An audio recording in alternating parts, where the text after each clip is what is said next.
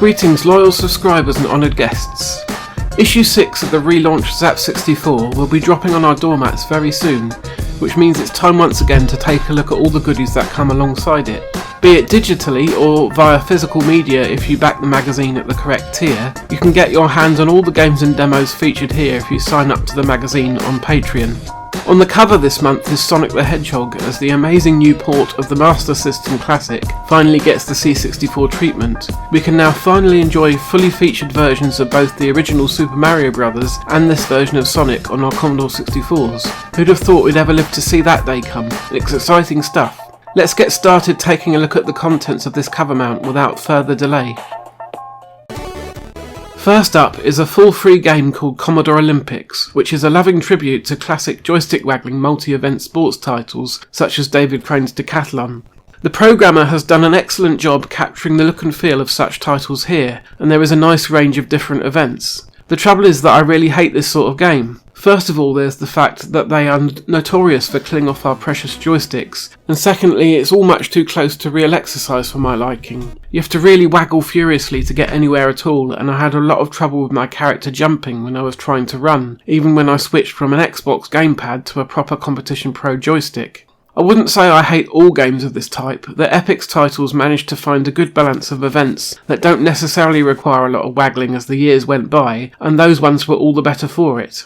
There are a lot of cool cameos from classic C64 characters in here though, which is a nice touch. Your main sprite is the Impossible Mission guy, and the CPU opponents are different characters at random such as Roadrunner, Monty Mole, and many more. This is then followed by a demo of an upcoming release that I have been looking forward to for a while. A small team has been busily adapting the classic arcade and console title Puzzle Bobble over to the C64, and they've done an amazing job from what I see here. There are only a few stages to play through here before the demo loops round again, but what is here is excellent. It looks and sounds spot on with the classic tune recreated here in SID form. The controls are nice and accurate too.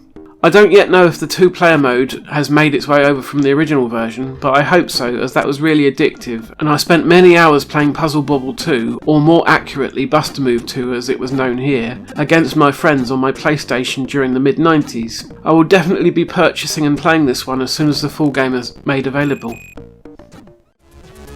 Then we have a puzzle game called Master of Tiles. I played this a couple of times and also read and reread the instructions provided, yet I still couldn't really grasp what it is that I'm supposed to be doing. I do understand that you're supposed to place as many tiles as you can on a grid, and that you can't place them in certain spots, so you need to be careful how you lay them out as you go, but I don't really get the rules that govern where you can place them. It's not especially intuitive. This might be enjoyable if I understood fully how to play it, but as it is, I'm just left confused. Next. Now this is more like it. Lane Crazy is a game that's really easy to understand within seconds of starting it up. You have 4 lanes, each with a coloured ball rolling in it, and 2 sides to each lane that the ball can roll down. Each ball is assigned a direction on the joystick. Holes will appear at random across the 4 lanes, first fairly slowly, but at increasingly shorter intervals as you get further in. You press a direction to dodge a hole and get as far as you can without letting of the balls fall down one. It's an addictive score chasing game that works really well, and the presentation is pretty decent too. You can use keyboard buttons for the lanes instead of a joystick if you so wish, and it would probably be slightly more precise to do so, which may be key when the scrolling starts to get really fast. I enjoyed this one a lot, and it may just be my favourite thing on this particular cover mount. Next up is Bugs Inc, and it's the second time that this title has been included on one of these cover mounts. I'm a bit confused why it's here again, unless this is now the full game rather than a demo. I'm not good enough at the game to be able to confirm that either way.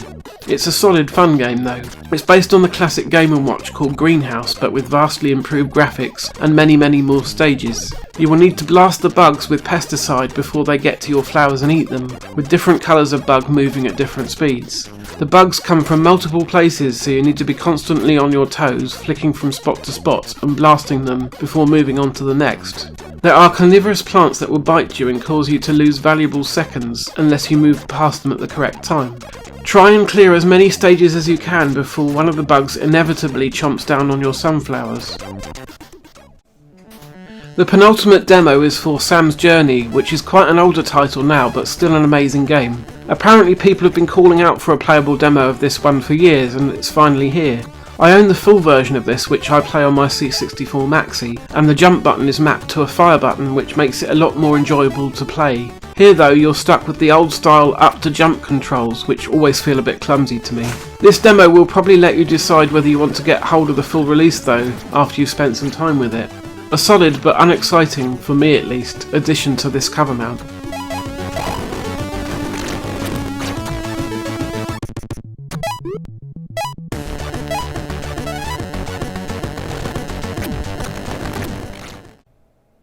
Finally we have Pataxion, which is a Galaga-style single-screen shooter with simple Petsky graphics. Beyond the basic and blocky-looking exterior lies a highly playable arcade game that I found I had trouble putting down once I got started. It's simply fun to play and highly addictive.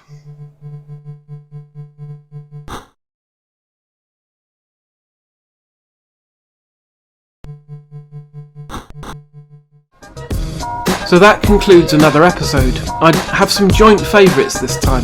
Although very brief, the Puzzle Bobble demo is an exciting glimpse at a title that's been very eagerly awaited by me, so this was a definite highlight. Then the two games Lane Crazy and Pataxion were both very hard to put down. Master of Tiles though, I'm afraid I just don't get. I'll have to see if anyone else has made a video about it that would show me how to play it properly. We'll do this again as soon as the next cover mount is made available for issue 7. In the meantime, don't forget to check out the new episodes that I'm releasing every fortnight for the classic Mega Tapes. See you on the next one, and in the meantime, take care.